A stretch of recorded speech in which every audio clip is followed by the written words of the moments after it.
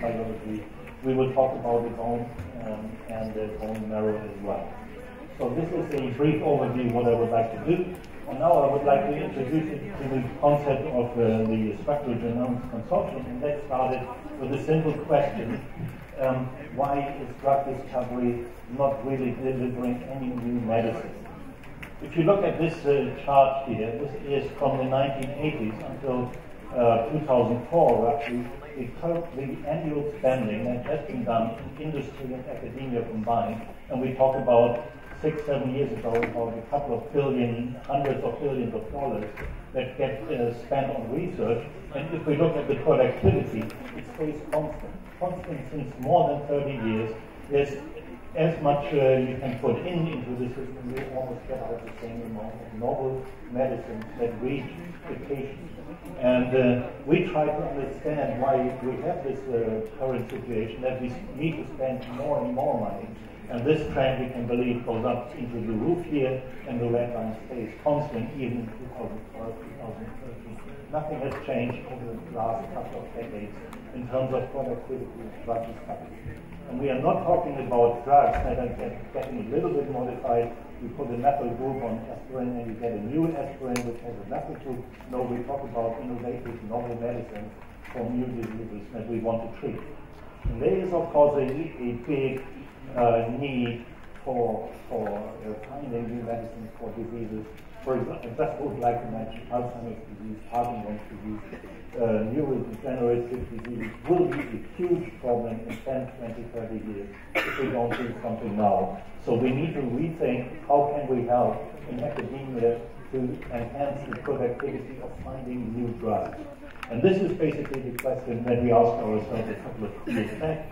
And you all remember about 10 years ago when the human genome sequence became available. And then, of course, the big hope was now we know the blueprint of the human genome, we know all the genes, the principle doesn't help us to find new drugs.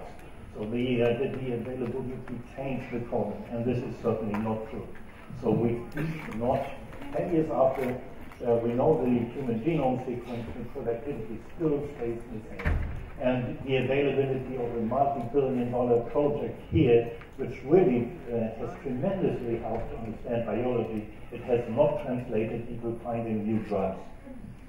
And just to illustrate that as an example here, if we look at kinase inhibitors, that has been a field active since about at least 30 years, finding novel drugs for kinases to inhibit human kinases in diseases like cancer.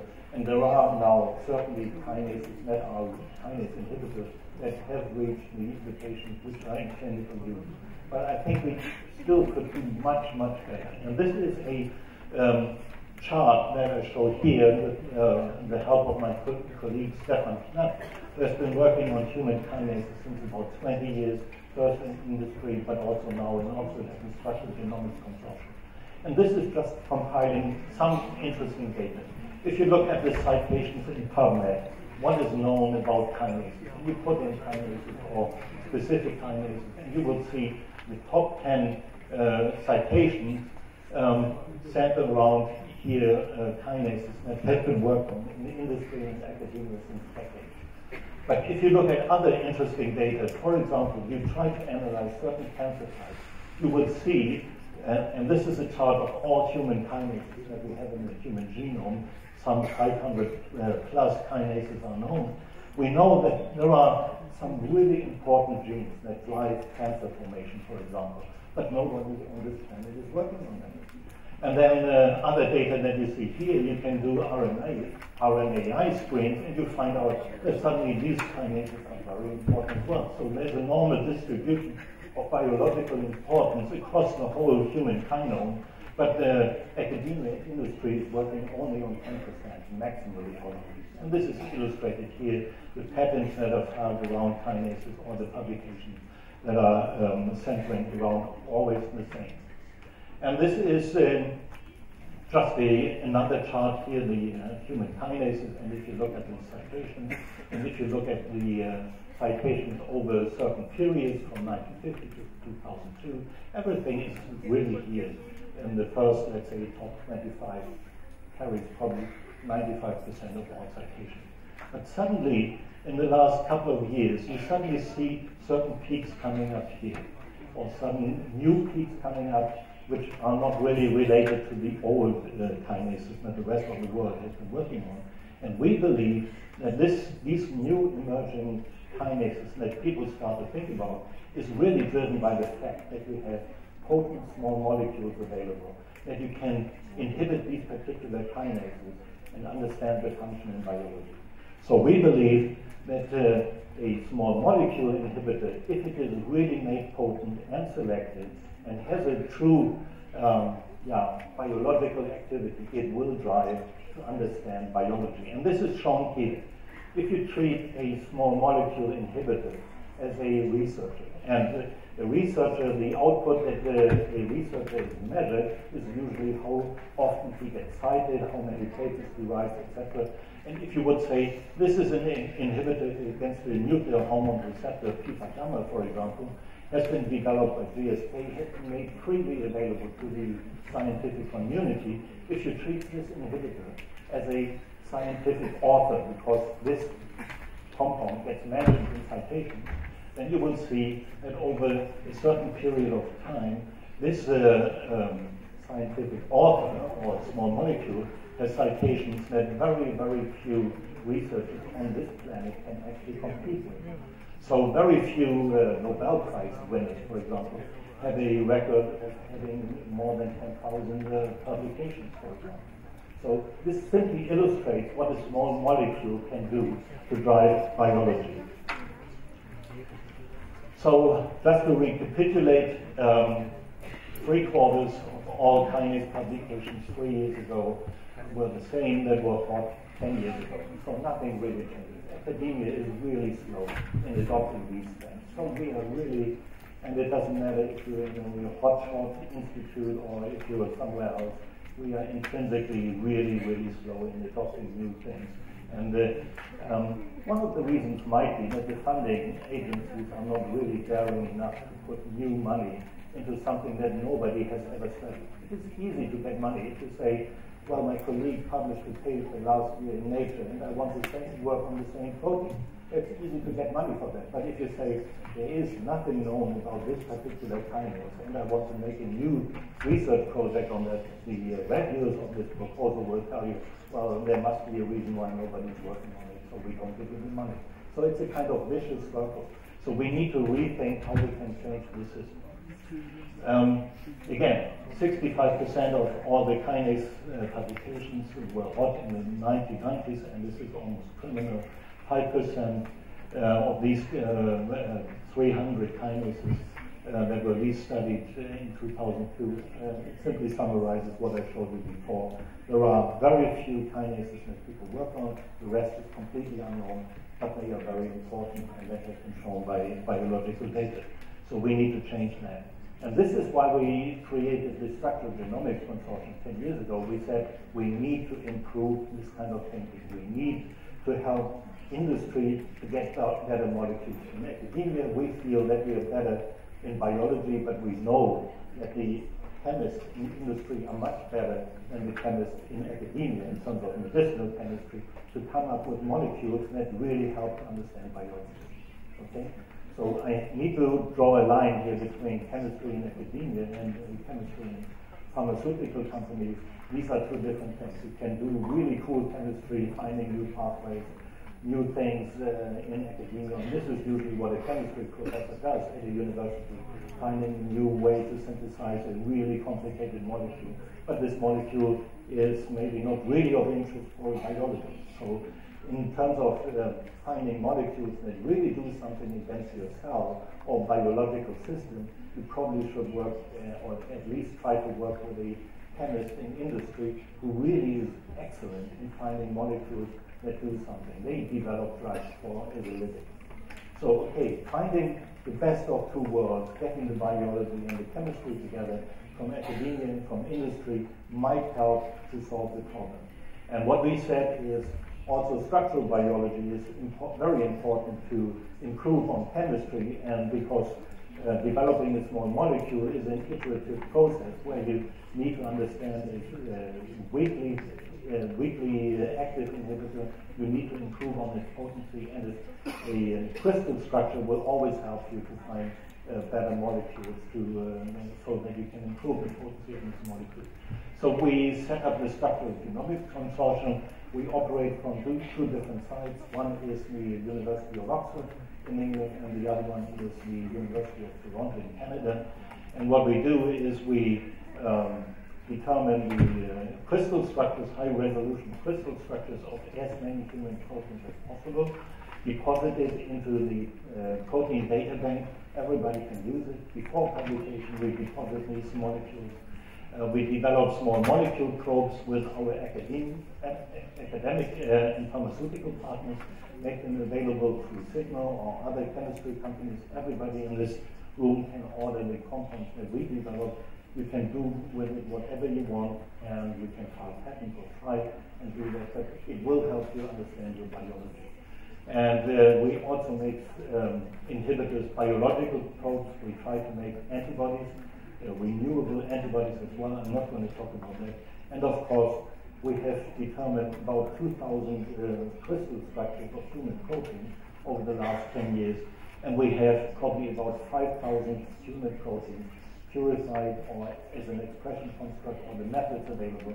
So if you have a protein that you are interested in and you want to overexpress it, purify it, study it, it might be worth looking at our website, what is available. We make these reagents freely available to anybody. It doesn't cost you anything. And the reason why we do that is, of course, we provide these reagents and our knowledge to the global scientific community, and we hope to take it up. We take the compounds or the crystal structures, we publish on it, and collectively it will help us to understand better, much better, the given biological system. So that is no hope, and that is the system how we operate. And just to illustrate that, over the first couple of years, if you look at the target list that we work on, that we divided between the different investigators at the SGC, we have basically everything in our portfolio that people usually study.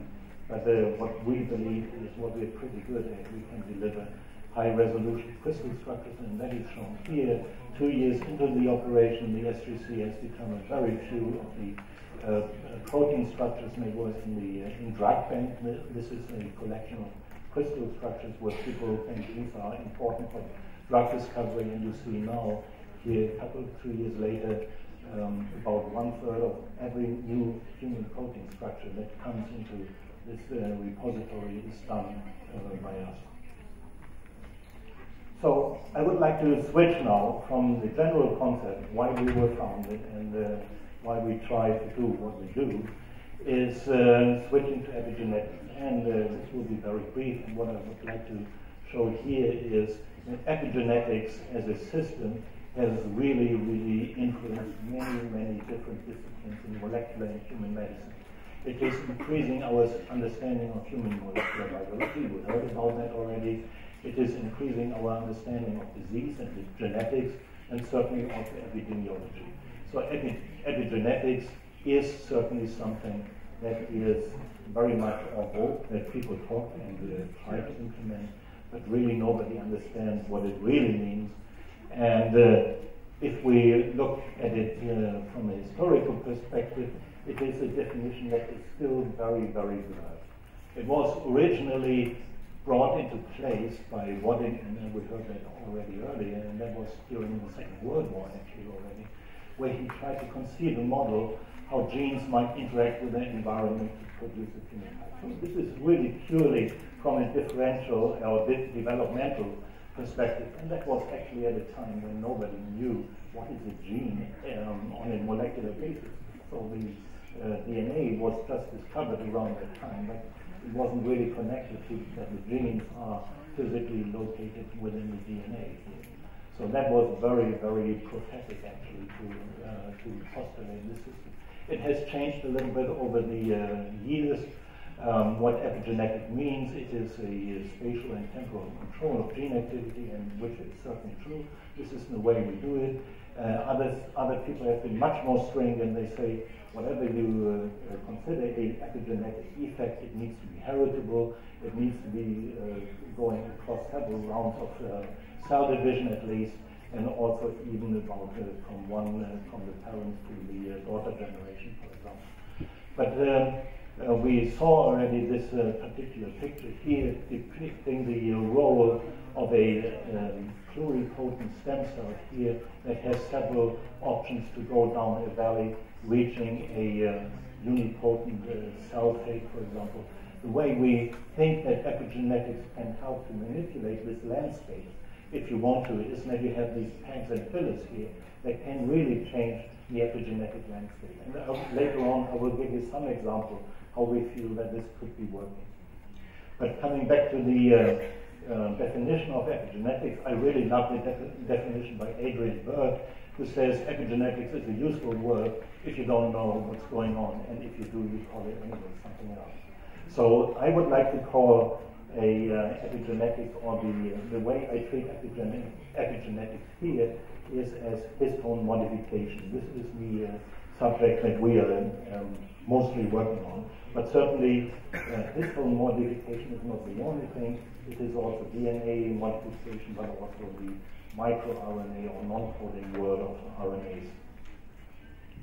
We saw a picture of the nucleosome already earlier, where the DNA is wrapped around a octamer of histones, and very important are these unstructured N-terminal stretches of amino acid of the histones that kind of are lurking out of the nucleosome structure. And these particular stretches can be modified extensively by enzymatic systems and chemical modification systems. And this is just a glimpse how this could work on, because you have residues in these N-terminal tails here of histone 3 and histone 4, for example, where you have residues that can be chemically modified. And if we take only out the arginine and lysine residues here, they can be methylated, they can be acetylated. The lysine residue can be non-methylated, single methylated, double methylated, trimethylated. So each of these modifications can mean something else. It can also mean something else in a given sequence context. So a methylation of lysine 4 here, if you methylate that, it means something else than a methylation of the lysine 9 residue here. So for example, that is very important to understand, that there are different readouts possible. And if you combine all possible modifications, you come almost to an infinite number of combinations, and they can all mean something. But the most important thing is that the modifications on different residues attract other proteins that recognize specifically these modification systems. For example, a methylation of the lysine residue can be recognized by chromodomains, PhD domains, tutor domains, malignant brain tumors domains, etc., etc. And these could be part of a much larger protein complex that is attracted to the site of modification. So you start to understand how a modification can be very dynamic in one sense, that one nucleosome has one type of modification, another has another one, and they could also mean something else. You could allow gene transcription, or you can inhibit gene transcription, or you can compact the chromatin, for example, into heterochromatin, or you can open it up. So these are the processes underlying gene transcription, and this is basically making the chromatin accessible to the machinery that would allow to transcribe or read a gene and express the mRNA and then eventually translate it into a protein. The way I look at it is still that I have to confess that I really don't understand the whole system. If I look at all the possible combinations and modifications, it is almost as if you open an Egyptian grave a couple of hundred years back and you look at the wall and it is full of signs and you don't understand what it is. You can only possibly understand all these drawings and signatures if you have a clue how to do that. And the way we usually do that is to sequence the modifications of a chromatin around genes or between genes, and then try to assign the function of these modifications to a particular state. And it is also important to understand that the different cell types have different signatures. So if you look at a signature, it is not unlikely that you will be able, without knowing from which cell it comes from, that you can say, this must be a muscle cell, or this must be a heart cell, or this must be a neural cell. So these kind of patterns that you can deduce will help you to try and trace back the lineage of given cells. And again, building on the what we feel is successful, what we did with the small molecules and the structural genomics effort at the SPC, we also teamed back together with our pharmaceutical partners, and we said, let's develop small molecule inhibitors for epigenetic biology. And as you probably saw already, it is a very, very large network of proteins that really act on the epigenome, and there is no organization on this planet that can do that single. There is no pharma company that can do it by its own. There is no academic institution that could do it on their own. Again, we feel we need to collaborate, we need to team up, everybody needs to be involved and bring it together and then develop, for example, small molecules together. And again, just to reiterate what I mentioned already before, what we define as a chemical tool compound for a epigenetic mark is something that needs to have a certain affinity, it needs to be below 100 nanomolar, it needs to be selective versus other members of the same protein or gene family, and it should have an effect on a target gene in a cellular system, in a biological system, or an animal model, which is somewhere in the low micromolar region. These are criteria in the industry. If you go into the industry, they will tell you if you're given a molecule that fulfills these criteria, it is a really good molecule that can be used to study biology. We heard already the GOT1L inhibitor, which is an excellent example of a very, very good chemical tool compound, which has been developed by Epizyme, and we heard it already. It is wonderful how you can use it to understand biology, and this is what it is about. And we wish, of course, that the molecules that we develop that they will be equally effective and useful for research. Again, our chemical code program has been really very much facilitated. If we say there are about 400 genes in the human genome that do something with the chromatin, they either put on a chemical modification on histone pairs or DNA, or they remove that, or they recognize that, then we have probably around 400 different genes in the human genome.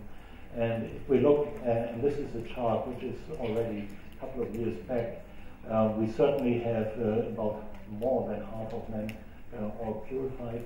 We have developed, that is about 1.5 years old, this slide here. About for a quarter, we had the biological assays in place, and we solved certainly most of the structures, again, roughly 1/4 of the human structures of these epigenetic proteins. So you can see how structural biology or a large-scale effort to produce proteins, determine the structure, can really facilitate also a chemistry program. And this is roughly from 3-4 months ago. These are the small molecules that we have developed. In this upper quadrant here, these are molecules that are already available. You can go to Sigma or Tocris or chemistry sites. You can go to our website and you can order these molecules and use it for your particular biology system. And of course, we try to fill up these molecules here over the next couple of years. We want to have developed 40 different molecules against epigenetic targets. And as you can see, we're quite on our way to do so. But of course, we start from where we have basically nothing in our hands and then try to develop small molecules that are potent, develop cellular and biological assays, and then we drive everything up into this particular field here.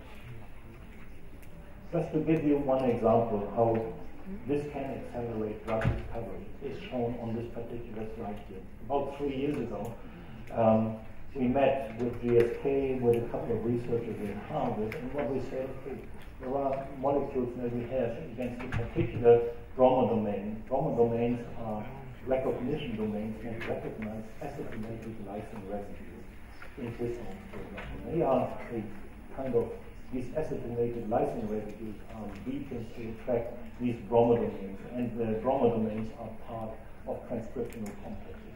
So we said we have a particular inhibitor against this particular subfamily here. That's the molecule actually developed then further by Jay Bradner at Harvard, and he tested these molecules in a xenograft mouse model, and he could show that the selective inhibition of these bromodomains here could actually, within a week, get the mouse tumor-free. So that is basically the story. It started here. The first molecules were published together about 2 years ago at Christmas. We distributed the molecules to several hundreds of laboratories, and a lot of studies came out trying to understand the biology of bromodomains.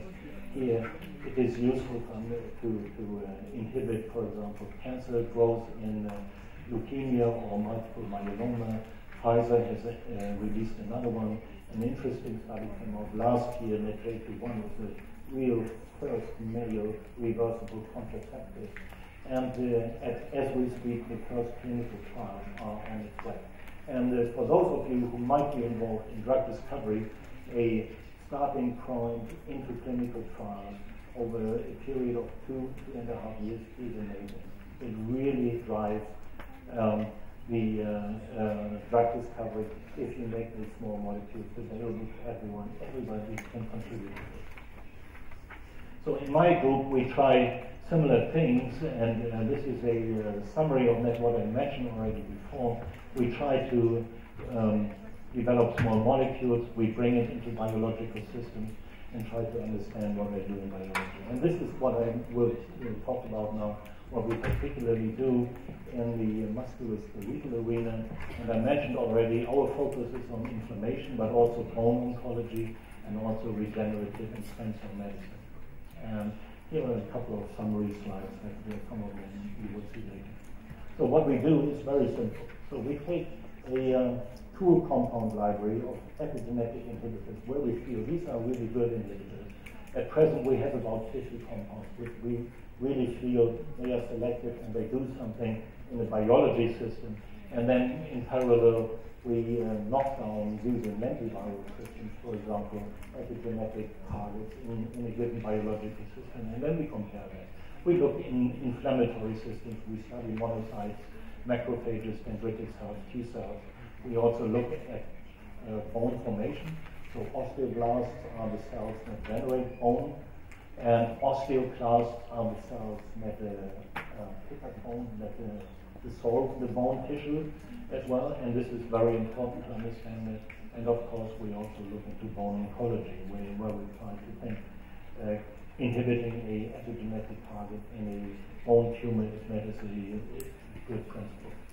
Just to show you here the way how this is a bone, a femur here, where you see it is formed by bone mineral, which is mostly hydroxyapatite, calcium phosphate. In the center of the bones, you have bone marrow, and this is a very, very complex tissue. And you can think, of course, bone is boring. It is static. It is not. It is a very important organ that helps us to survive and not only move.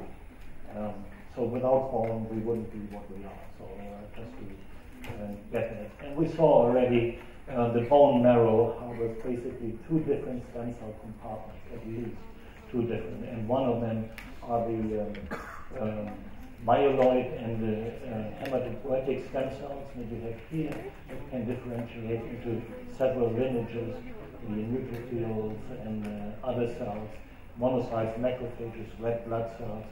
And I would like to draw your attention on 2 different systems where I show you the data.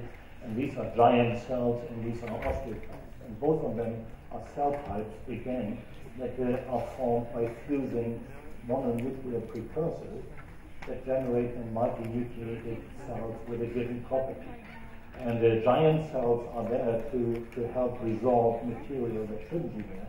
And this is clinically very important if you have, for example, a hip replacement. Your own immune system will try to attack this foreign material. So if you don't do it right, you have a invasion of these giant cells that try to chew up any kind of foreign material. And bone cells or osteoclasts are the cells that take away bone material. And this is a very important property because bone is not a undynamic tissue. It is a constant build-up and resorption. So it is and that depends on how much stress or how much activity you physically have, because it constantly needs to be remodeled. We know, and also aging is a very important process here. As we age and as we get much more inactive, there will be probably more factors that really weaken the bone. And if you're young, healthy, and agile and active, it might impact more on the build-up of bone tissue. The other stem cell compartment, which I will mention later, are mesenchymal stem cells that you will find across blood vessels in the bone marrow and the bone tissue. And these mesenchymal stem cells give rise at least to 4 or 5 different cell types in vitro, in cell culture. But in the adult individual, it probably only differentiates into bone-forming cells, the so-called osteoblasts. And now just one particular protein family that we work in my laboratory, and that is the so-called Jumonji domain containing an enzyme family.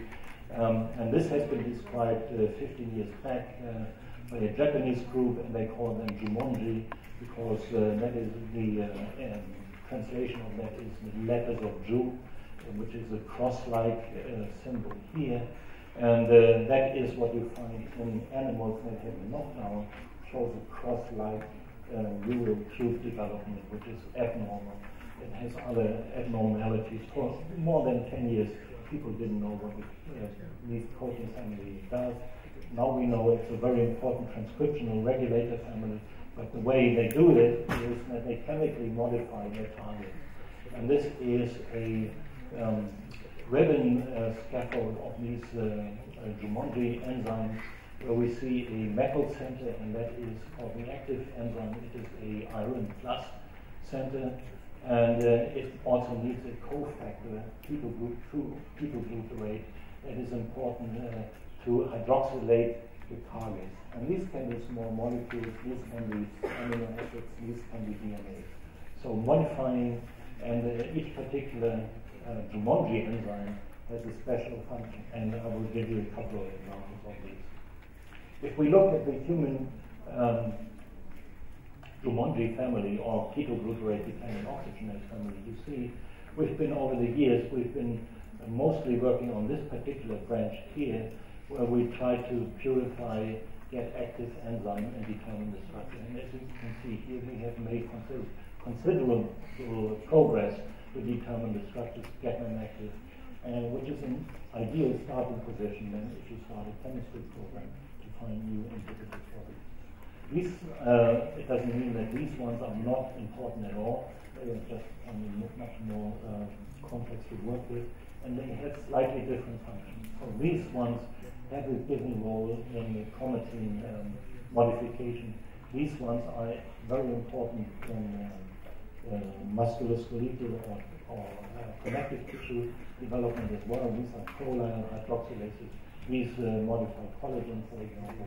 These are the enzymes that really make stable collagen by hydroxylating proline residues or also lysine residues in proline. Or they work on other molecules. Here, for example, PHYH is a molecule that hydroxylates degradation products of chlorophyll. If you have a genetic defect in that, your body cannot, you shouldn't use methotrexate, for example, because you would produce a lot of toxic byproducts. So these are very rare, but still very serious diseases that are associated with it. And for others, there are many, many more genetic abnormalities, but for the sake of time, I won't go into this now. What I will do is I focus on this particular sub-branch here, 2 particular enzymes here, the GAMJD3 and UTX, These are enzymes that hydroxylate a methyl lysine residue at a given position in histone, and the hydroxylation of this methyl lysine will allow the fragmentation of a aminal residue that you form by hydroxylating the methyl group, and we will release the methyl group as formaldehyde as a byproduct. So what we effectively do is we remove the methyl mark on the lysine residue. So this is what these and other members of this particular branch do. And why is that important in stem cell biology? I just would like to draw your attention here to the fact what has been discovered over the last couple of years, that we have chromatin regions where we have signatures that at first we couldn't really interpret, because the signatures that we have here is a lysine 27 methylation. The K stands for lysine. Lysine 27 is methylated, trimethylated, and that attracts silencing complexes. So the gene should be silenced. But at the same time, they have also in the vicinity, they have lysine residues that would mark the chromatin as active chromatin. So what does it mean in terms of gene regulation if you have a gene or a promoter or an enhancer which is marked for both, for repression and for activation? The reason is, in this particular state, it is, we call it a poised state. It can quickly be activated by removing one or the other marks. And for example, if we remove through the action of these demethylases the K27 mark, we will activate the gene. If we do the other, if we remove the K4, the lysine 4 mark, we will repress the gene. And this is the molecular principle that underlies in development, for example, box gene activation. So in Drosophila, we discovered the trithorax and polycomb repressive complexes, which are really key mechanisms to allow differentiation into different tissues. And this is the reason how they work. They would recognize particular histone modifications. The molecule that we developed together with GSK comes in two different flavors, and it helps us really understand unequivocally to understand the biology if we treat a given biological system. So we have two inhibitors. One we call GSKJ1, and the other one we call GSKJ2. And you will see the only difference between them is that the nitrogen here in this particular pyridine ring system here is just moved one position further down. It has tremendous consequences because this one is active, this one is not active against the histone demethylase. There's one particular liability that we discovered. A carboxylate here on this side of the system. It's not really a good cell permeable compound. In order to improve the cell permeability, we esterified these particular compounds here. So we put in ethyl ester on this carboxylate here, and then the molecules become cell permeable. So we can give the molecules to cells and they will work. We also studied the selectivity profile, and we find an exquisite selectivity profile. If we look at these, the human ketoglutarate-dependent oxygenases, it seems to only inhibit the two particular members of this particular branch here. And I will show you in a few moments what you can do then with these molecules. The first that we did is try to understand why this selectivity profile is reached. And without going into too much detail, you see the molecules fit extremely nice into the active site on the crystal structure of human JNJ-D3 here, for example, here. It chelates the metal center here. The carboxylate that I mentioned, which is necessary to obtain the activity against the target, is really bound very nicely here, the propanoic acid residue here.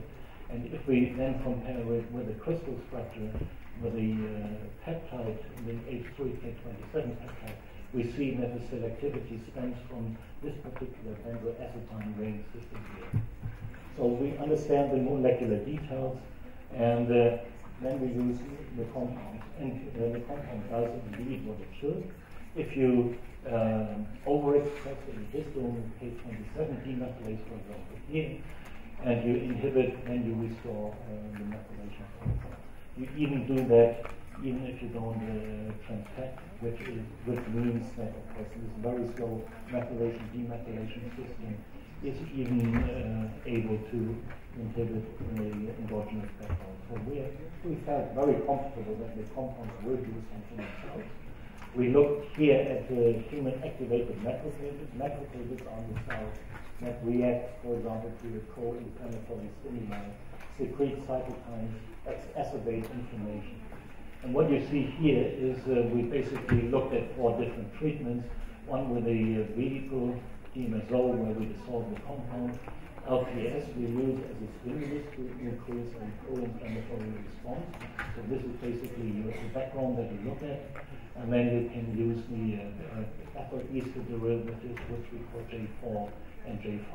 And as you can see here, against the whole panel of human genes that are important to drive inflammation in rheumatoid arthritis, for example, you can selectively downregulate key cytokines. And this is a complete novel system to combat inflammation, for example, here. I won't go into all the details here, but it really encouraged us to look even further into other cell types and see what we can do with this molecule. And again, this is a figure that shows you how osteoclasts look like. We see here these are multinucleated, really huge cells that are formed through cell fusion of monocyte precursors. And the function of these cells, as I mentioned already, you can see that maybe here is they sit with this surface on the bone surface and dissolve the bone. And this is achieved by expression of certain key genes that are necessary for bone resorption. These are proteases, but also frataxin K, for example, but also other tissue proteases as well. And the differentiation of this particular macrophage monocyte myeloid precursor of stem cell, if you like, is driven by the addition of a molecule which is called rank ligand, which is the ligand for a receptor sitting here, which is called rank, which belongs to the TNF receptor family, and which drives several effects in these cell types. It really, in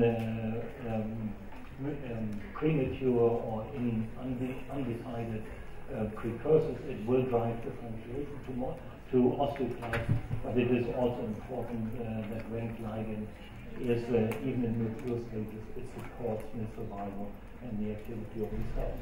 And this is a simple experiment. What we did here is we took monocyte or mononuclear cells from human blood as precursor cells.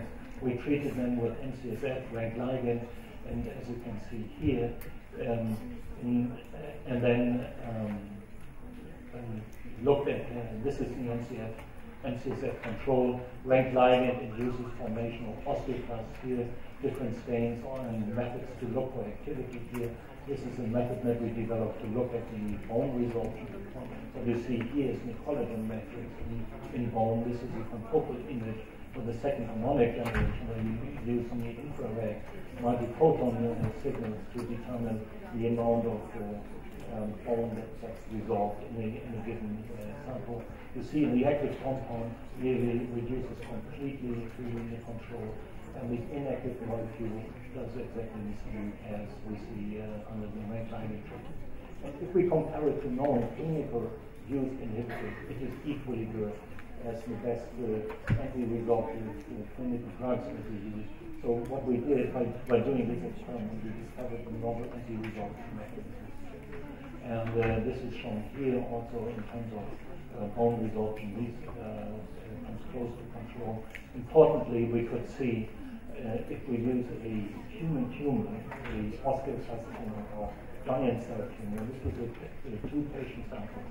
When we treated with this particular inhibitor here, we see that the cells are not anymore, they die, and they do not resorb bone anymore. And the reason why they do that is we believe it controls this particular demethylase here, controls the enhancer region of the key transcription factor in osteoclasts, myeloid cells, which is necessary to drive in the osteoclast program. And as you can see here, we increase the methylation status in different regions of the promoter. And what happens then, of course, if we inhibit or increase the methylation, the genes are not, the key transcription factor is not transcribed anymore, and all the downstream effects like block of differentiation and block of resorption happens then. And the inhibitor is able to completely the rank ligand induce transcriptional program, as you can see here. The inactive compound looks like the rank ligand control. So it is a beautiful system to revert a given stimulus on a stem cell in order to prevent the differentiation program. We could see similar things here with myeloid, other giant cells. These are the cells that I mentioned that would detect, for example, foreign material in soft tissue. These are giant cells. It can completely block the formation of these multinucleated cells here. You can see here in the case of the inactive compound doesn't do that. We are not really sure that we understand what is going on the transcription level at this particular thing. What we can say so far, the genes that are necessary for fusing these interleukin-4 induced giant cells, they are not important in this particular phenotype here, so it must be something else which we are still working on. And the last minutes give me just a few more minutes to understand the formation of what controls the formation of cells that actually make bone. So far we have talked about cells that would remove bone. So now we come to the cells that make bone. And these are they are derived from the mesenchymal stem cell lineage. I mentioned that already. In vitro we can make many different cell types out of these, but probably clinically in adult individuals, the most important role that these play are probably in forming the bone forming cells, the osteoblasts.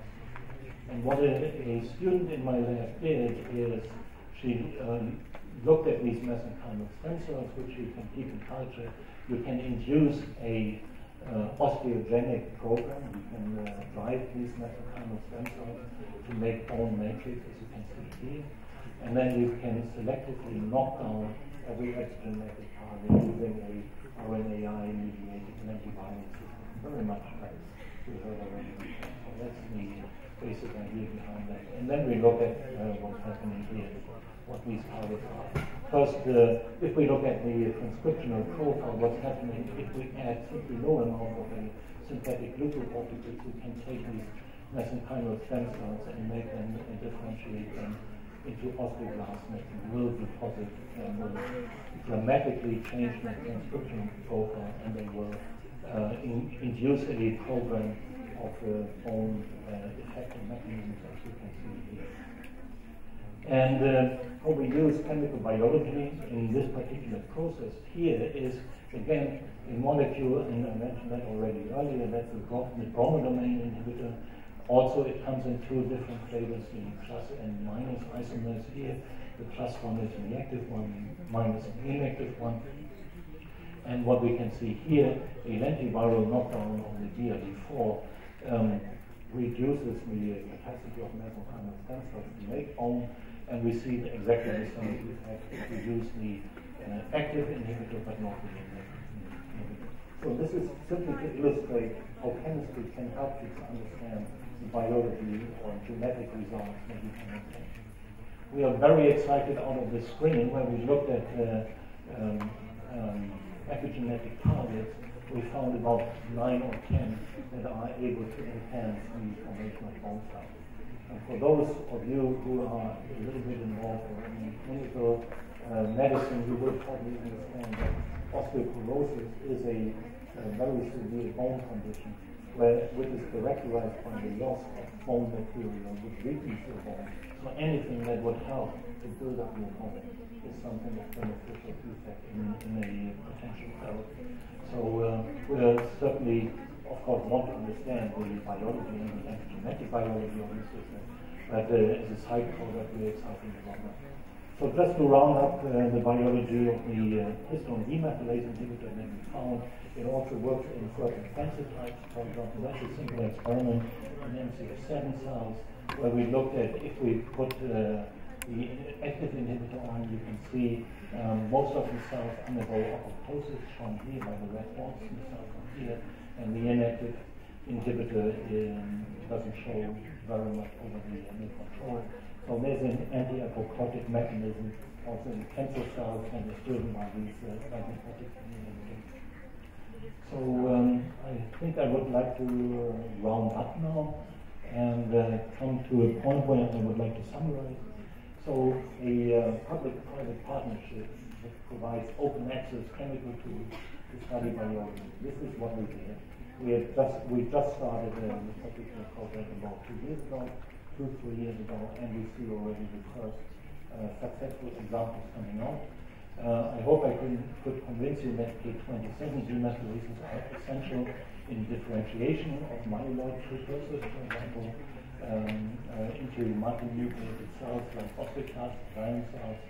Small molecules are definitely useful to study the effect of or validate your genetic knockdown results. And by doing this, I would like to mention 2 individuals who did this study mostly. Harvey Che did in his PhD work the K27 work, and Annika Kram, she did the osteoblast work that I mentioned so far. And for those of you who haven't heard about epigenetics, you're more than welcome next week to Oxford, in case you still have too much money left to buy a ticket and come over. We have organized a conference because we feel that epigenetics is really important in trying to understand diseases beyond cancer. So we look at neuropsychiatry and inflammation certainly, and we try to work together with academia and industry, bring them together. In case you would like to come, you're more than welcome. Thank you very much.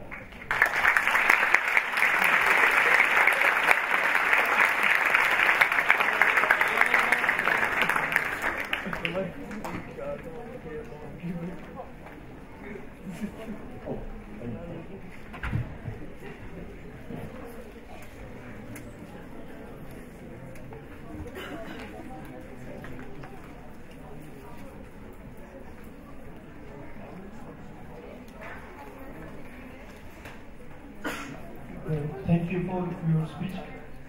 I am going to speak Turkish. Yeah. Thank you.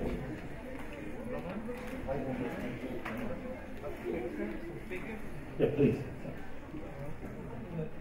Yaşlanma genetiği konusunda epigenetikten nasıl yararlanabiliriz? Yani bunu nasıl kullanabiliriz? Ben bunu merak ediyorum.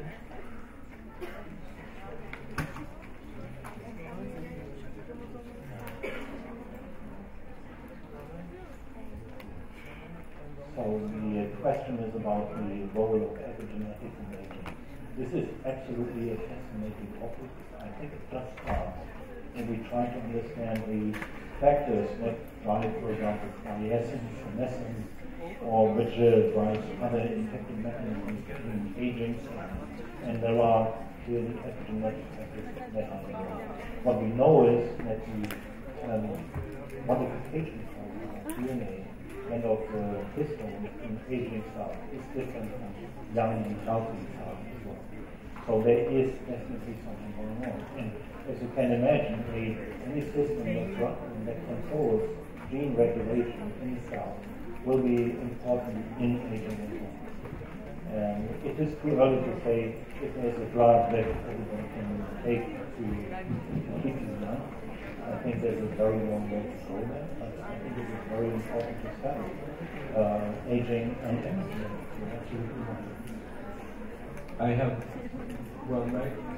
same type of question, but with the beginning of life, when one thinks of this, say, ex vivo or in vitro fertilization at the beginning of life of embryos in other conditions which are very different from what they are exposed to.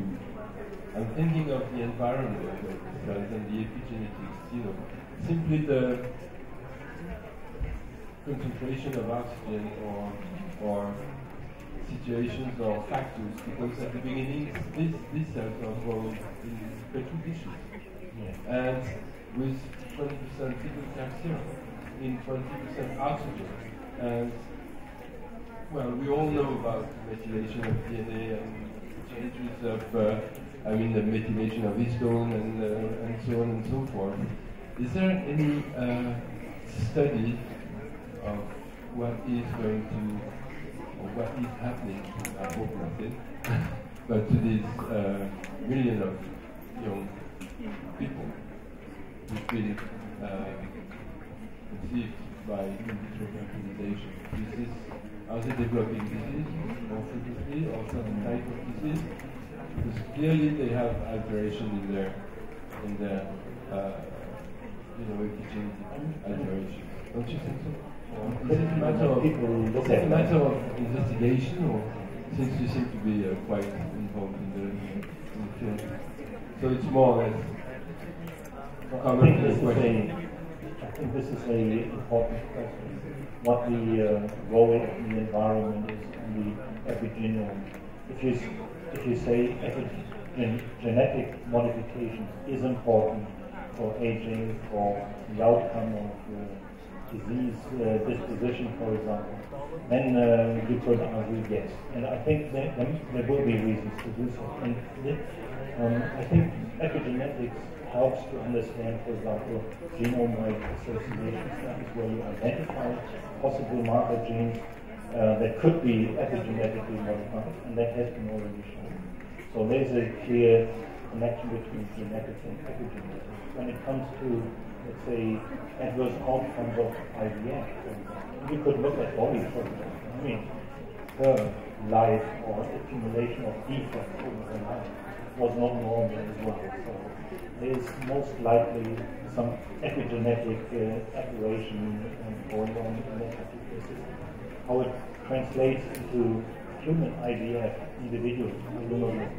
We don't know yet. I hope it will not translate into bad news. I'm sure that people look at it and all the answers.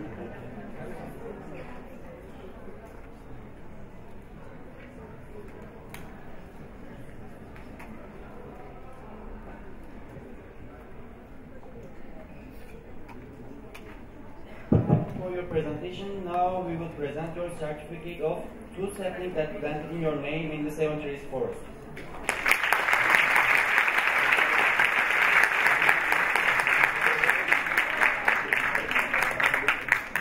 Şimdi 5 dakikalık bir ara veriyoruz.